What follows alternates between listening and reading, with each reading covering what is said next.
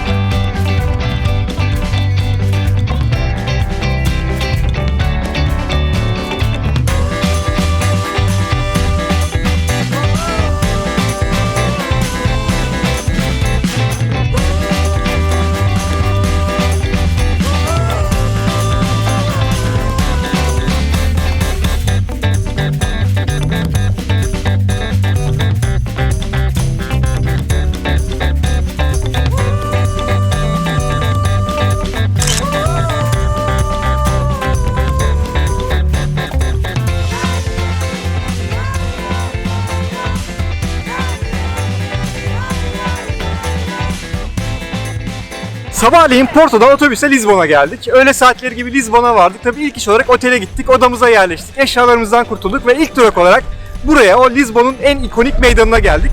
Praça do Comercia'dayız, yani ticaret meydanı. Burası oldukça büyük ve aynı zamanda şık ve görkemli bir meydan. Üç tarafı böyle sarı binalarla çevrili. Meydanın diğer tarafında ise Tagus Nehri yer alıyor.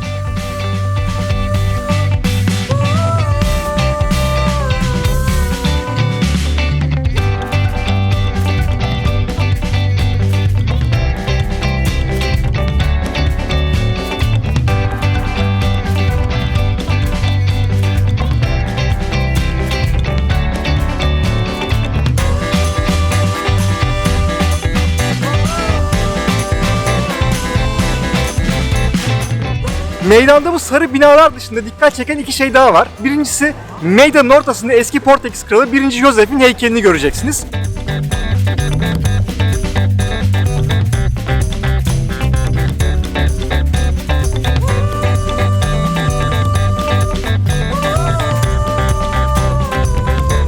Diğeri ise hemen meydanın girişinde Rua Augusta Tago.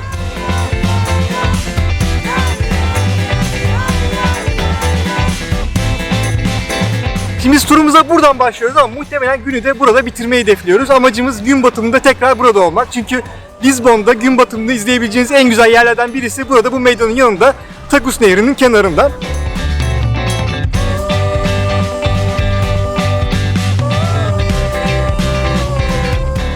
Ama öncesinde biz turumuza bugün Lizbon'da Alfama bölgesiyle başlayacağız. Birazdan buradan Alfama bölgesine geçiyoruz. Bir bit pazarıyla başlayacağız. Orası kapanmadan orada olmayı hedefliyoruz. Biraz burada dolanalım, sonrasında bit pazarında görüşürüz.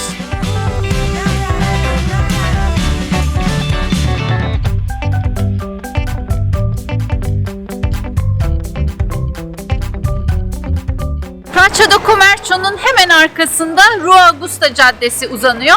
Bu caddeye ulaşmak için Zafer Tarkı'ndan geçmeniz lazım. İsminin Zafer Tarkı olduğuna bakmayın, bir savaş zaferi için yapılmamış aslında.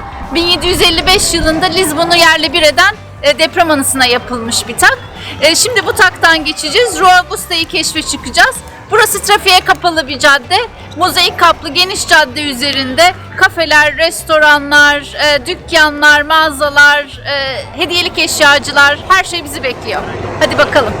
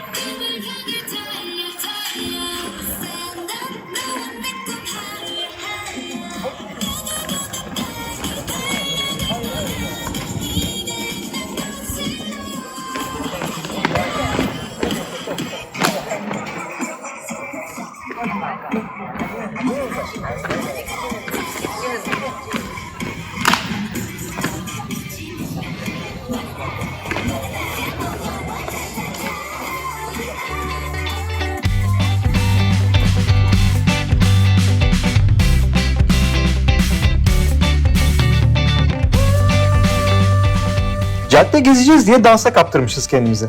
Bit pazarına neredeyse geç kalacağız. Rua Augusta Caddesi zaten burada duruyor. Bir yere kaçtığı yok. Biz şimdi yavaştan bit pazarına doğru geçelim.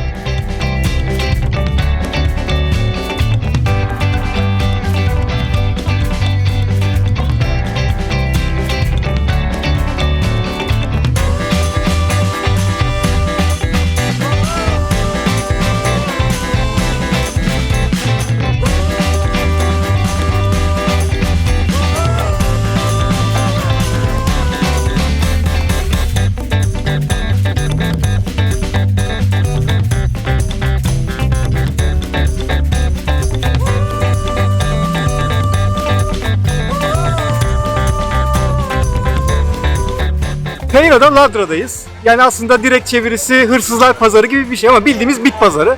Ama güzel bir bit pazarı. Çok güzel standlar, çok güzel antik eşyalar var. Lizbon'a gelindiğinde mutlaka uğranılması gereken bir yer. Bir de önemli bilgi verelim. Burası sadece salı ve cumartesi günleri açık. Ona göre organize olun. Bir diğer bilgi, fiyatlar pazarla açık.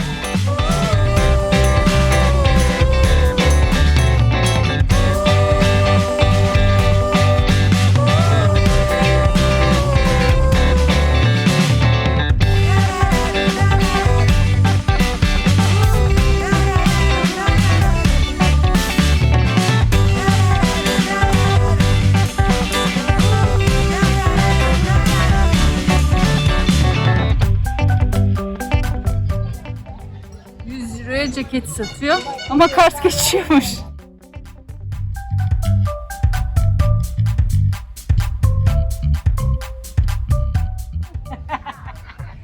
Buna benzetti. Drakula'ya benzetti. Buna mı benziyorum ben? Erdu. Beni buna benzetti ya, inanılmaz.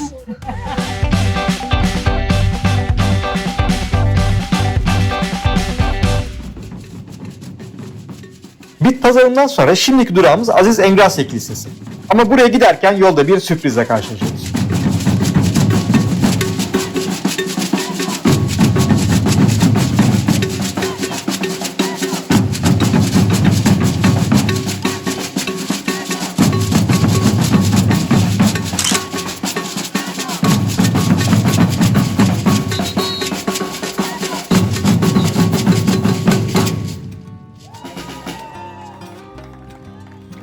Church of St. Engrasya, yani diğer adıyla National Pantheon'un önündeyiz. Burada aslında eskiden başka bir kilise varmış. 1600'lü yıllarda burada başka bir kilise varmış ve orada 1630 yılında kilisede bir hırsızlık olayı gerçekleşmiş. Ve bu hırsızlık olayından dolayı o kilisenin kutsallığı bozuldu diye o kiliseyi yıkıp kısa bir süre sonra orada tekrardan yeni bir kilisenin inşasına başlamışlar. Ama nedense o yeni yapılan kilise, yani arkamda görmüş olduğunuz bu kilisenin inşaatı bir türlü bitememiş. Yaklaşık 300 sene sürmüş. Şimdi buraya geri geleceğiz ama biz o hırsızlığa geri dönelim. 1630 yılındaki o hırsızlıktan Yahudi bir adamı suçlamışlar. Ve adamı tutuklayıp infaz etmişler. Ama infazından kısa bir süre sonra meğer adamın suçsuz olduğu ortaya çıkmış. Ve bir rivayete göre işte o adam idam edilmeden önce burayı lanetlemiş ve adamın laneti yüzünden o inşaat bir türlü bitememiş.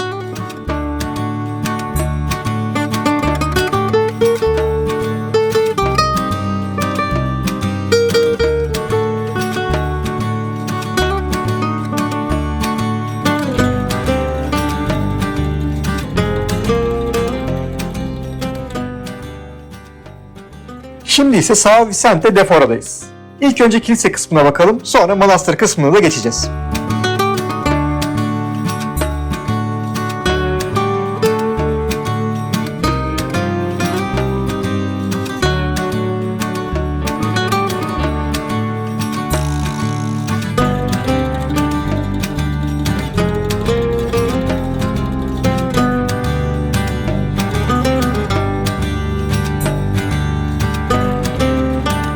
Kilisenin hemen yanından manastır kısmına da geçiyoruz. Asıl olay orada zaten. Bu arada isimde yer alan Defora, dışarıda, dışarısında gibi bir anlama sahip. Bu kilise ve manastır da Eskişehir surlarının hemen dışarısında yer aldığı için isminde böyle bir eklenti yer almış.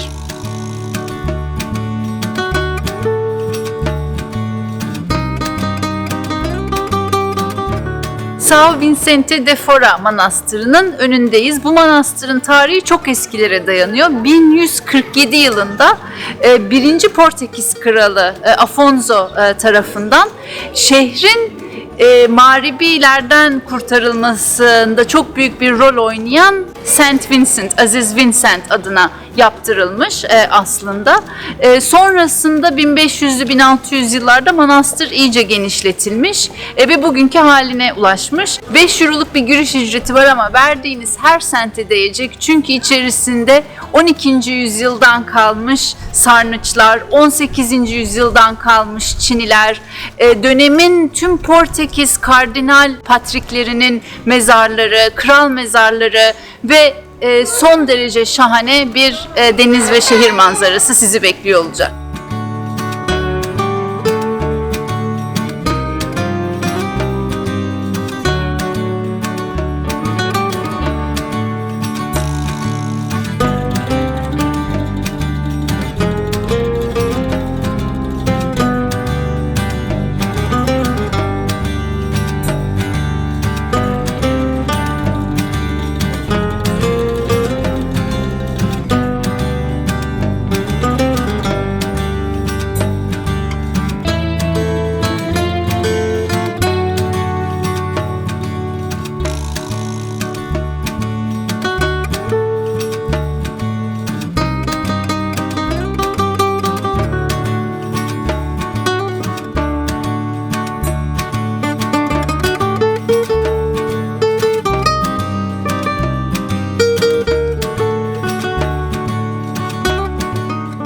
Manastırın içerisinde birkaç tane kalıcı sergi de var.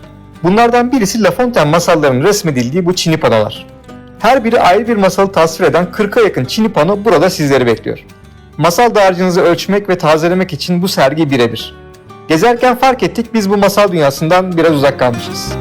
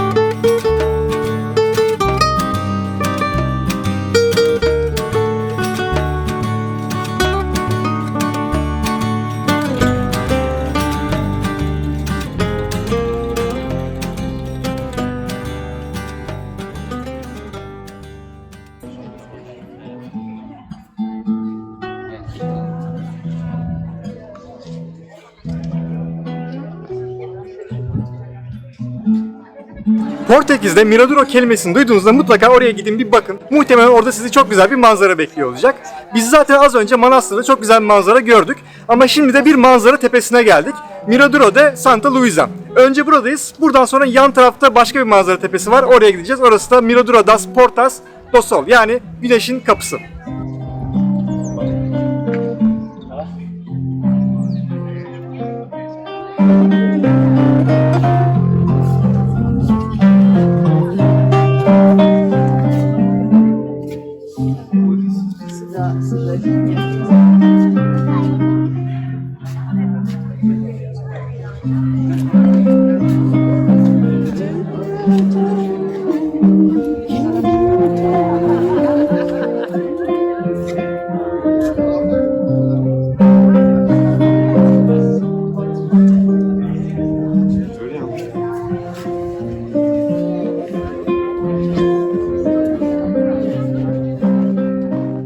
Bu arada Portekiz'de Miradouro kelimesini gördüğünüz yerlerde sizi güzel bir manzaranın beklediğini söylemiştik.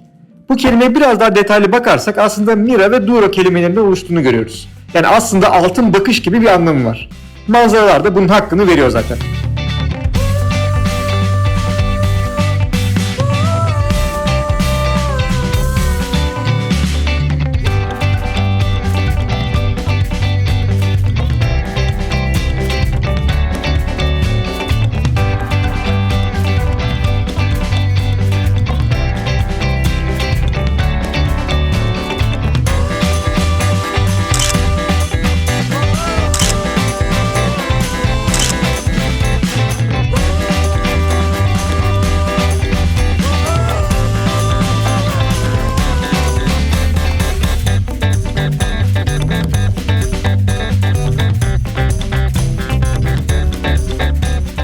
Birkaç manzara noktasından sonra şimdi de şehrin en eski ve en önemli dini yapısına geldik.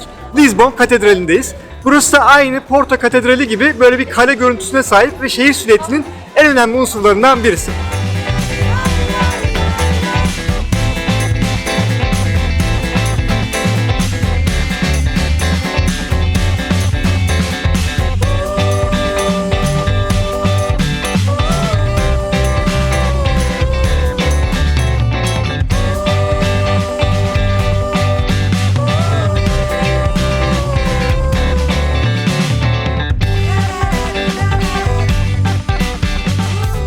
Lizbon'da çekilebilecek en güzel fotoğraf karelerinden birini burada yakalayabilirsiniz. Lizbon'da ikinci günümüzde detaylı bahsedeceğimiz bu nostaljik sarı tramvaylarla katedrali aynı kareye denk getirirseniz muhtemelen ortaya güzel bir fotoğraf karesi çıkacaktır. Tabi kalabalığı ve tramvayların geçiş zamanını düşünürsek biraz sabır da gerekiyor iyi bir fotoğraf için.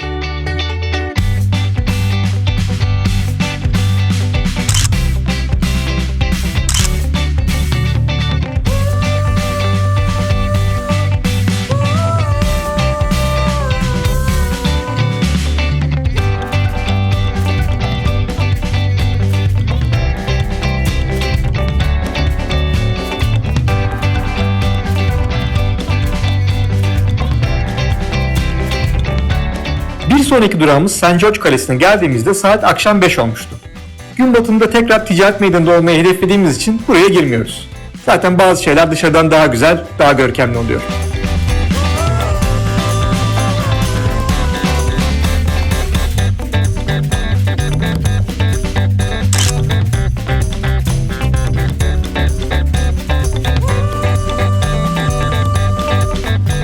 Günü planladığımız gibi başladığımız yerde ticaret meydanında bitiriyoruz. Ve şahane bir gün batımı da bize eşlik ediyor. Yarın yine dolu dolu bir gün olacak. O yüzden bugünlük bizden bu kadar.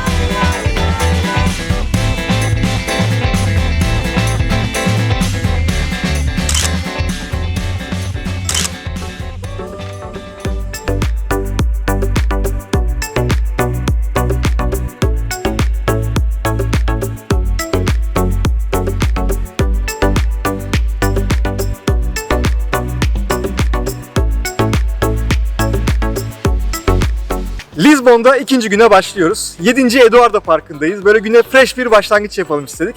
Aynı zamanda bu park şehir merkezinin biraz kuzeyinde. Öyle yürüyerek gelmesi biraz zaman alabilir. Bizim de dünden kalan bir 24 saatlik bir toplu taşıma biletimiz vardı. Hem ondan da faydalanalım istedik ve burayla başlıyoruz. Oldukça büyük bir park. Şehrin dediğim gibi biraz kuzeyinde. Güzel bir park. Çok bir olayı yok ama böyle huzurlu bir yürüyüş için ideal.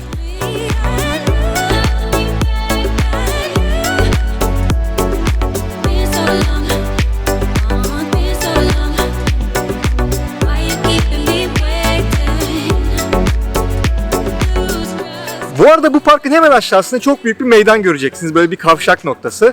Pombal Markizi Meydanı. Meydanın ortasında da bu adamın çok görkemli bir heykeli var. Bu adam kim derseniz bu adam aslında Portekiz tarihinde çok önemli bir şahsiyet. Şöyle ki şimdi Portekiz'de 1755 yılında çok büyük bir deprem oluyor. Çok büyük bir deprem ve böyle on binlerce insan ölüyor. Şehir neredeyse yerle bir oluyor.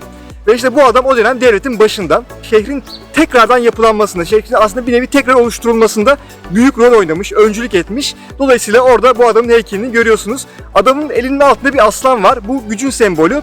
Adamın baktığı yön ise aşağıya bakıyor. Yani şehir merkezine bakıyor. Yani yeniden yapılandırdığı Lizbon'a bakıyor.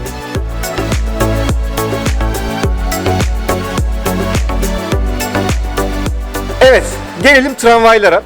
Tramvaylar önemli çünkü burada tramvaylar sadece ulaşım amaçlı kullanılan bir araç değil. Aynı zamanda Lizbon'daki en önemli turistik aktivitelerden birisi o sarı renkli nostaljik tramvaylara, 28 numaralı tramvay diye geçiyor. Onunla bir şehir turu yapmak buradaki en önemli turistik aktivitelerden birisi. Biz de şimdi birazdan o sarı renkli tramvaylarla güzel bir Lizbon turu yapacağız. Bu arkamda görmüş olduğunuz tramvay ise Elevador da Bica diye geçiyor. Böyle elevador dedikleri şey böyle dik bir yokuşta aşağı yukarı inen finiküler tarzı araçlar. Bu şu an çalışmıyor ama biz günün ilerleyen saatlerinde başka bir elevadora, Elevador da Gloria'ya bineceğiz. Ama öncesinde sarı tramvayla başlıyoruz.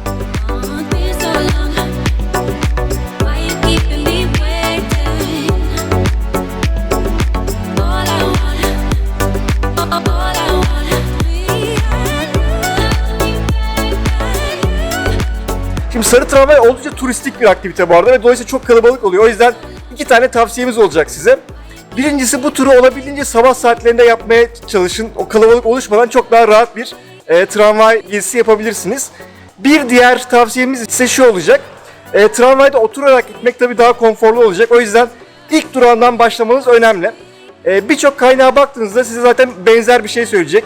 Bu tramvaya gidin, ilk durağından Martin Moniz'den binin diyecekler, ama biz bu noktada bir Maps and Bags tavsiyesi verelim. Evet, ilk durağından binin ama Martin Moniz'den değil, diğer ilk durağından Campo Orique'den binin. O zaman herkese ters bir rota yapmış olacaksınız ve çok daha rahat bir tramvay gezisi sizleri bekliyor olacak.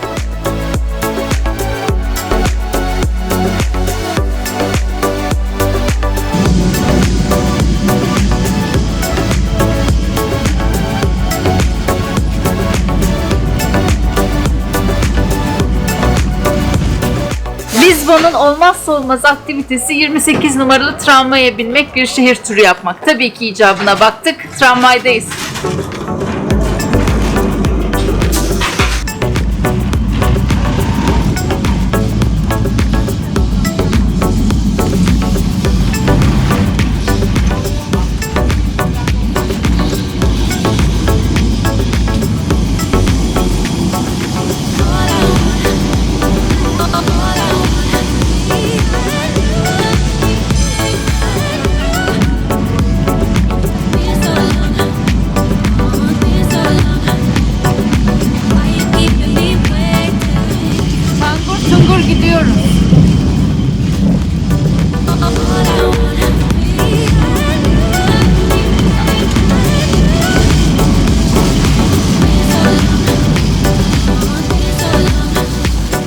Lizbon'da metro istasyonlarından 6,5 euroya alacağınız 24 saatlik toplu taşıma bileti bu sarı tramvaylarda geçiyor.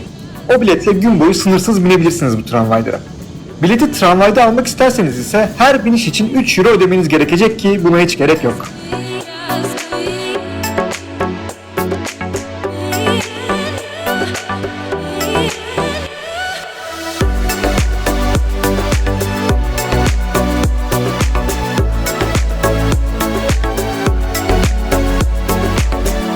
Sarı tramvaydan sonra şimdi de sırada Elevador da Gloria var.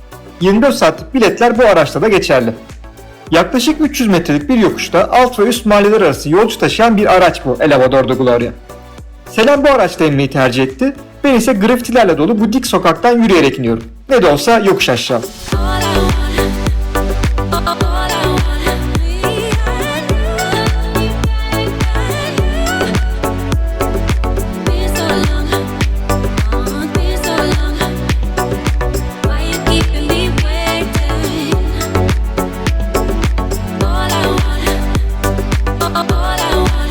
Bu arada dikkat ederseniz tramvay kendisi gidiyor.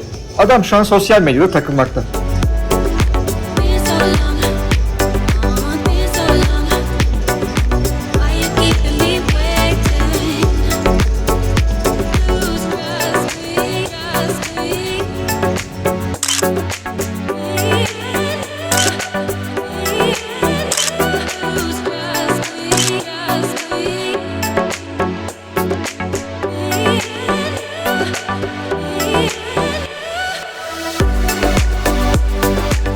Elevador da Gloria'nın hemen yanında bir manzara tepesi var. Aslında Lizbon'da sayısız manzara tepesi var ama bu videoda sizlerle en öne çıkanlarını paylaşmaya çalışıyoruz. Burası da onlardan biri.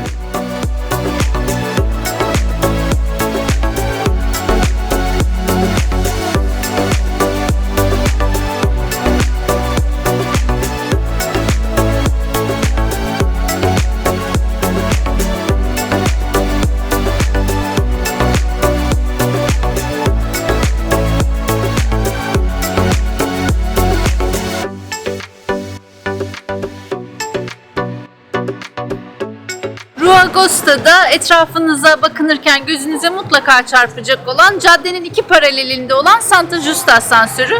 İzmir'deki asansör gibi iki mahalleyi birbirine bağlamak için 1900'lü yılların başında yapılmış. Demir bir konstrüksiyonu var, enteresan bir yapı. Eğer günlük metro kartınız varsa ücretsiz olarak asansörü kullanabiliyorsunuz. Asansörün tepesinden tahmin edebileceğiniz gibi bir şehir manzarası var. Fakat kartınız olsa dahi manzaraya bakmak ücrete tabi. Şu an için 1,5 euroluk bir ücreti var. Bizce gerek var mı? Yani şehirde o kadar çok Mirador'a varken buradan farklı bir manzara olacağını sanmıyoruz ama aklınızda bulunsun. Gerek yok dedik ama dayanamadık. Bu asansöre de çıktık. Hazır çıkmışken buradan manzara nasıl, size onu da gösterelim.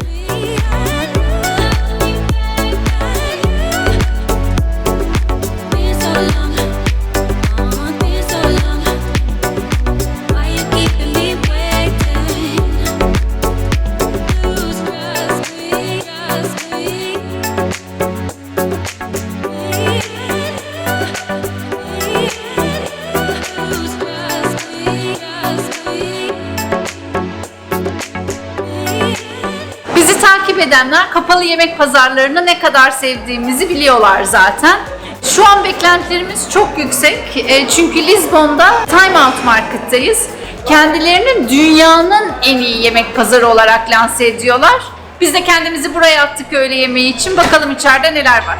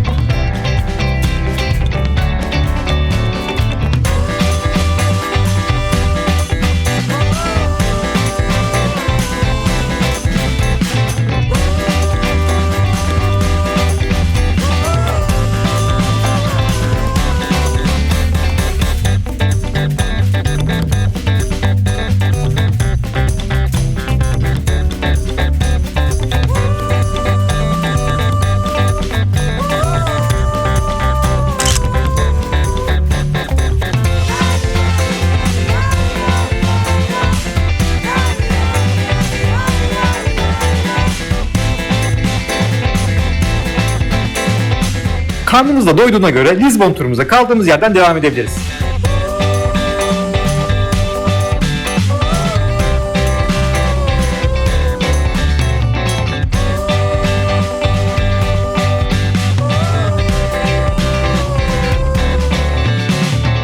Şimdi de Lizbon'un bir diğer önemli meydanı olan Rosya Meydanı'na geldik. Yani bir diğer adıyla 4. Pedro Meydanı.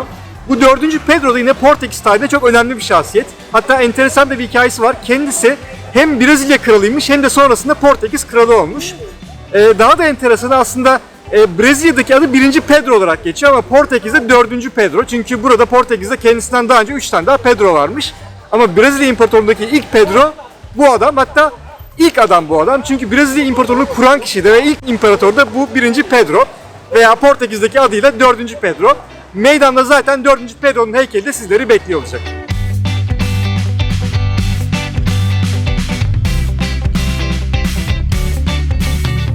Dördüncü Pedro'nun heykeli burada, Lizbon'da Rosya Meydanı'nda ama kalbi Porto'da. Kalbi derken bu arada gerçekten kalbinden bahsediyoruz. Çünkü ölmeden önce bu Pedro kalbini çok sevdiği Porto şehrinde miras bırakmış. Ve dolayısıyla günümüzde kalbi Porto'da bir kilisede saklanıyor.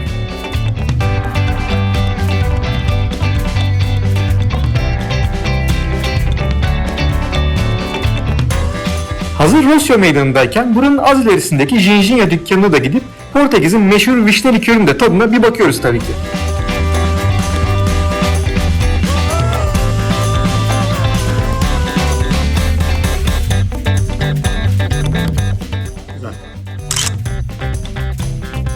Şimdi ise Lizbon'un en ünlü kafelerinden biri olan A Brasileira'dayız. Burası Lizbon'daki en merkezi metro istasyonlarından biri olan Baixa Chiado istasyonunun hemen çıkışında yer alıyor. Zaten yolunuz muhtemelen bir şekilde buraya düşecek. Bu kafe oldukça tarihi bir yer. 1905 yılında açılmış ve Portekiz'in ünlü kahvesi Bica'nın ilk satıldığı yer olma özelliğine de sahip. Oldukça da şık bir mekan. Mutlaka görünmeli.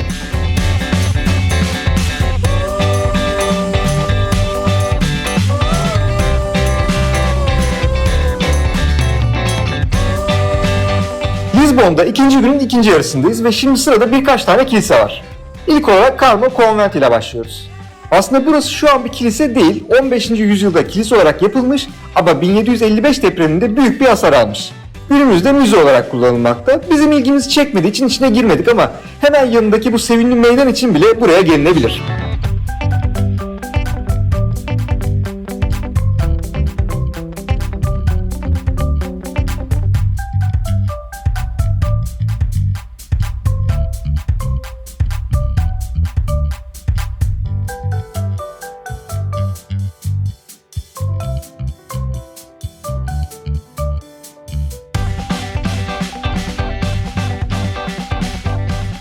Lizbon'da atlanmaması gereken yerlerden birisi de St. Roque Kilisesi. Dışarıdan çok etkileyici gözükmüyor ama içine girdiğinizde ne demek istediğimi anlayacaksınız.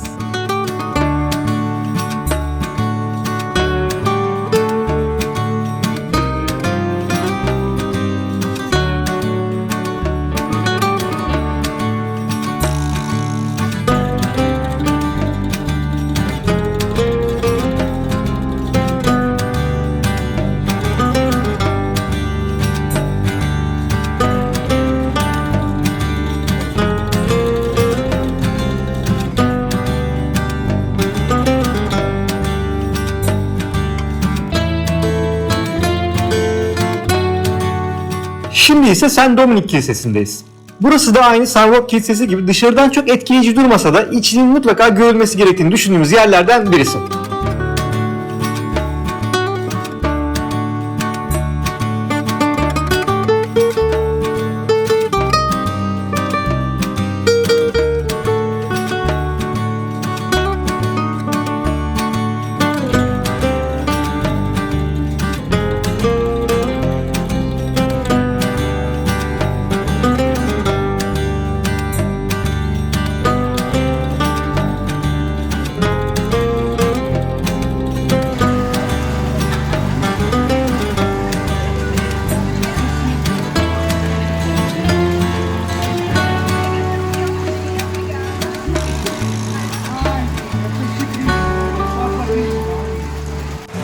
Lizbon'da ikinci günümüzde gündüz turumuzun sonuna yaklaşıyoruz ve yağmur başladı.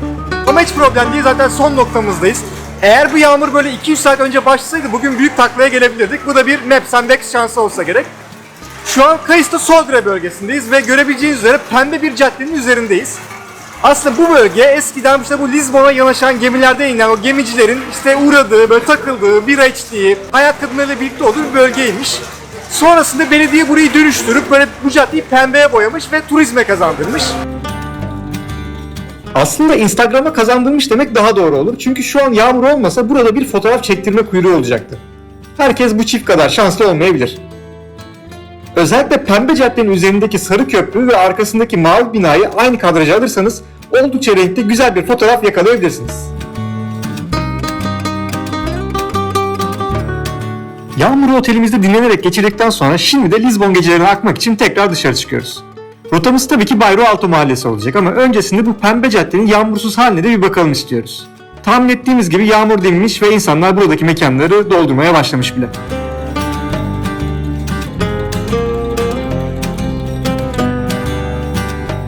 Lizbon'da ikinci günü Bairro Alto mahallesinde bitiriyoruz. Burası Lizbon'un gece hayatının en hareketli olduğu yerlerden birisi. Özellikle akşam 9'dan sonra burası bambaşka bir çehreye bürünüyor.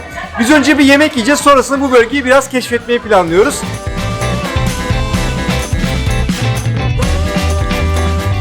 Bairro Alto'da keyifli bir akşam yemeği için bu mekanı tavsiye ederiz. Aslında burası bir kokteyl bar ama çok lezzetli meze tabakları da var. Biz de kendimize güzel bir sofra kurduk böyle bar masasında.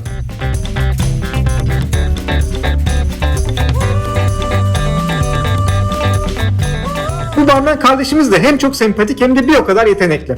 Otur izle bütün akşam.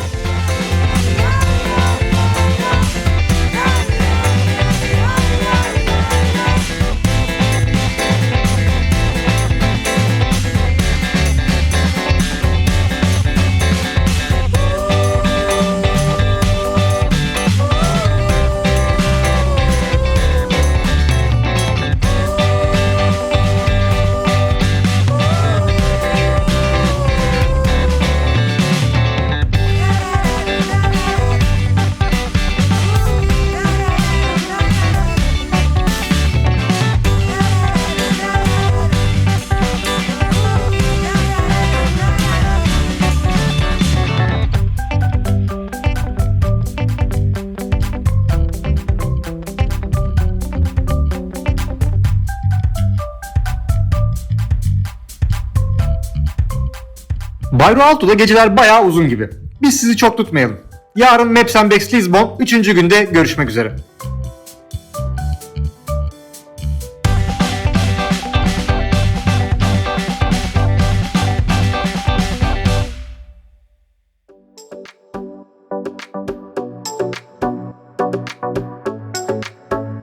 Lizbon'da 3. güne başladık. Bugün Belém bölgesindeyiz. Öğleye kadar buralardayız. Öğleden sonra başka bir rota için tekrar yola çıkacağız. Lizbon şehir merkezinden buraya nasıl gelebilirsiniz? Hemen bu Time Out Market'in karşısından kalkan 15 numaralı tramvay var. Yaklaşık 15-20 dakikalık bir yolculukla buraya Belém'e gelebilirsiniz. Belém'de görmeyi hedeflediğimiz ve sizlere göstermeyi hedeflediğimiz 3-4 tane yer var. Ama ilk olarak Belém Kulesi ile başlıyoruz.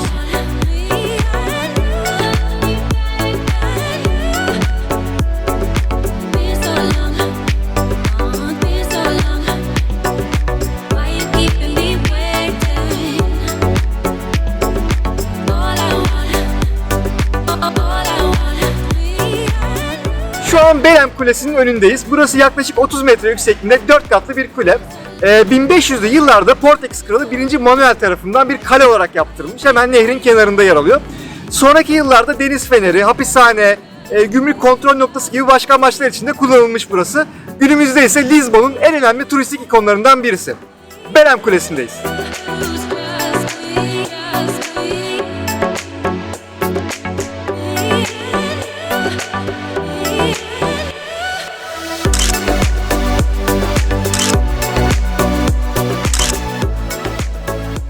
Belém Kulesi'nin hemen ilerisinde bir uçak anıtı göreceksiniz. 1922 yılında Güney Atlantik Okyanusu'ndaki ilk kıtalar arası uçuş gerçekleşmiş. İki pilotla Lizbon'dan kalkan bir uçak 79 gün sonra Rio de Janeiro'ya inmeyi başarmış. İşte buradaki uçak da o uçağın birebir replikasıymış. Bu anıta ise pilotların ismi verilmiş.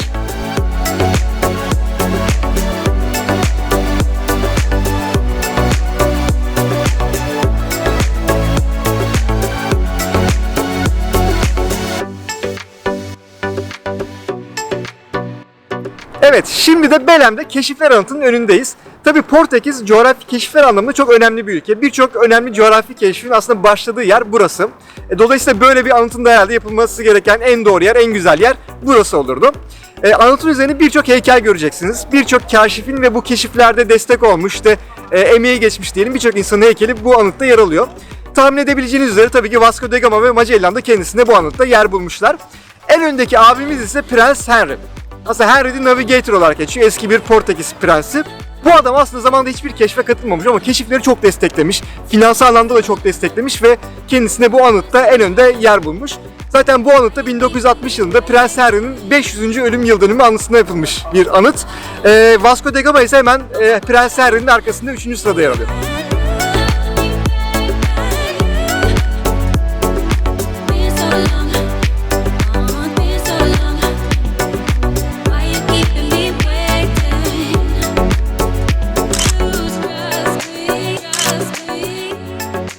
Keşifler Anıtı'nın hemen ilerisinde 25 Nisan Köprüsü'nü görebilirsiniz. Bu köprüyü Lizbon'un merkezindeki ticaret meydanından da görmüştük zaten. Hatta o ilk gün güneşi bu köprünün üzerinden batırmıştık.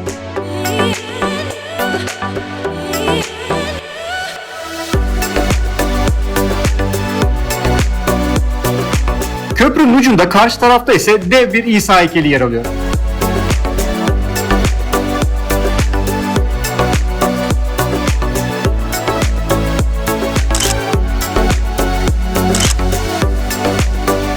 Neyse biz Belém'e geri dönelim. Lizbon turumuzu bitirmeden sizi götürmek istediğimiz birkaç yer daha kaldı çünkü.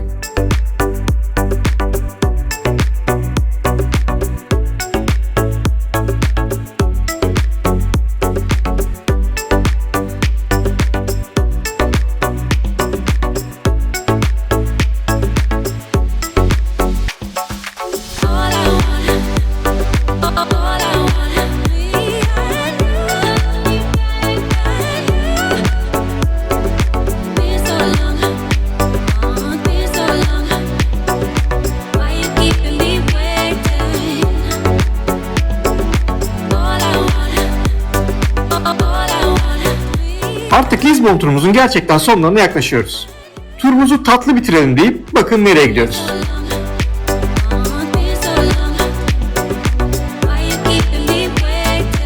Lizbon'a gelmişken o Portekiz'in meşhur turtasından bahsetmeyeceğimizi düşünüyorsanız yanılıyorsunuz. Şu an tam da yerindeyiz. Pastéis de Belém'deyiz.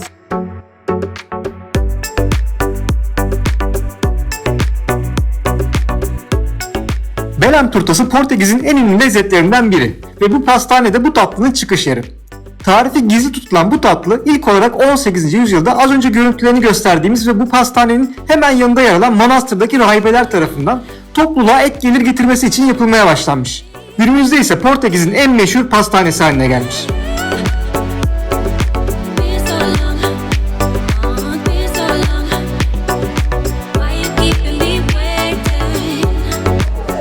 Bu kadar özel kılan ne bilemedim açıkçası. Milföy içinde krema.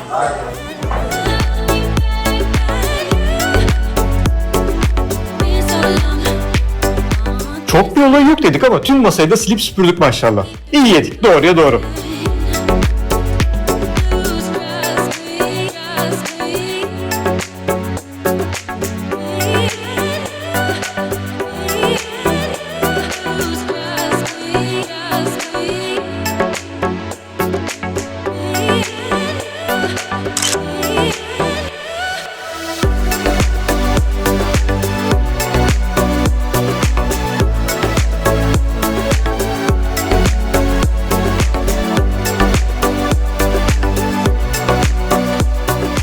Bu 2,5 günlük dolu dolu Lizbon seyahatimizin sonuna geldik.